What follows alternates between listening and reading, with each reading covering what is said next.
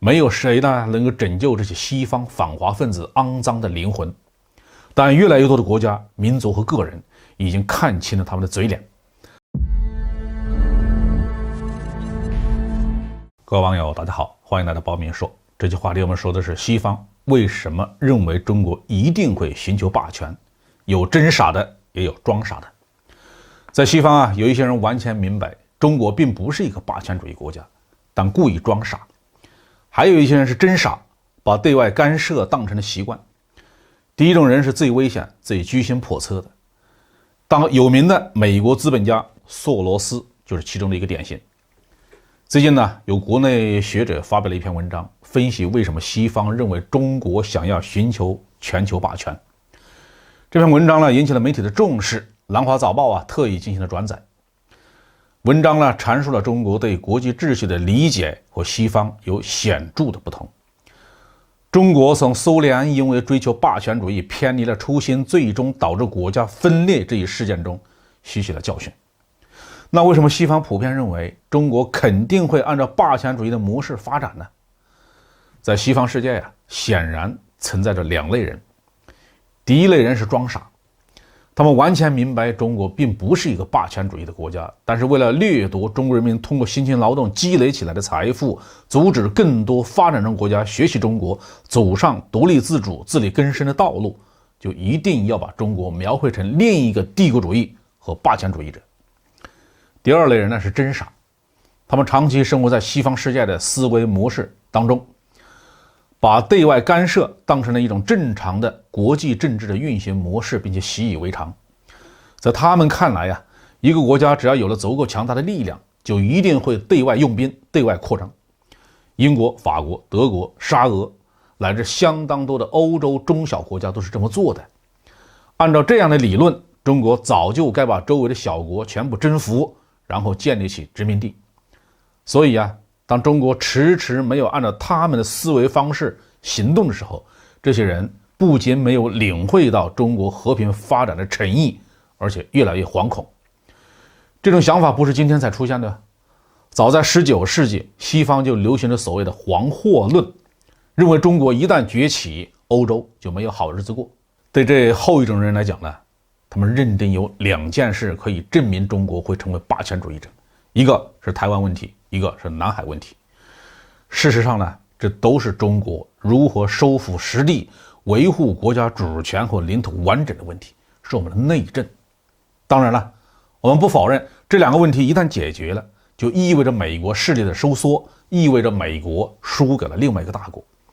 在西方历史上，当霸主从巅峰跌落，是很难有和平收场的。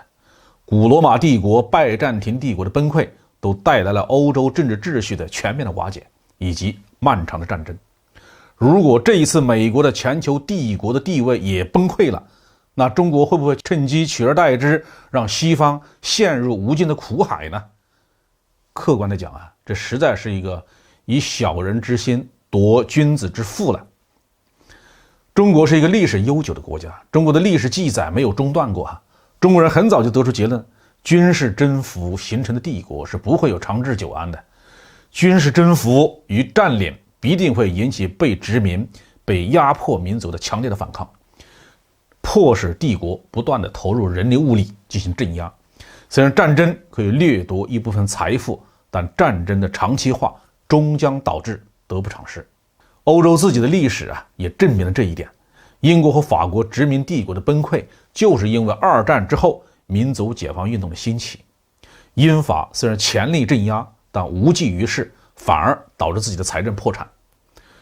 有悠久历史的中国怎么会重蹈覆辙呢？再来说说第一种人，他们才是最危险、最居心叵测的。美国的资本大鳄索罗斯就是一个典型。索罗斯在1997年狙击港元失败以后，就把中国当成了头号对手。他有两句话是非常出名，第一句是我对打败当下的中国的兴趣超过了对美国的国家利益的关心。第二句话是中国最高领导人是自由世界最危险的敌人。这些人非常清楚地知道，中国压根儿就没有兴趣当一个帝国主义者，但是这些人掠夺成性的，任何一个国家、任何一个民族，如果阻挡了他们巧取豪夺的步伐，就会被他们当作眼中钉、肉中刺。他们指责中国人民解放军的现代化建设，是因为解放军可以阻止美国的直接武力征服和掠夺。他们指责中国的一带一路倡议和海外基础设施的建设，是因为这些举措给广大的第三世界国家提供了新的选择，不需要再接受帝国主义者的不公平的交易和剥削。如果说中国的武装力量可以从物质层面阻挡帝国主义的扩张，那么中国的发展模式就从精神层面上摧毁了帝国主义的存在的价值，这几乎是杀人诛心在他们看来。所以他们一定要把中国描绘成另外一个邪恶帝国，在达到孤立中国进而围剿中国的目的。没有谁能够拯救这些西方反华分子肮脏的灵魂，但越来越多的国家、民族和个人已经看清了他们的嘴脸，在各种国际场合，甚至包括美国的社交媒体上，为中国仗义直言的人越来越多。反华分子就算使出全力给中国抹黑，也不会得逞。好，这句话就说到这里。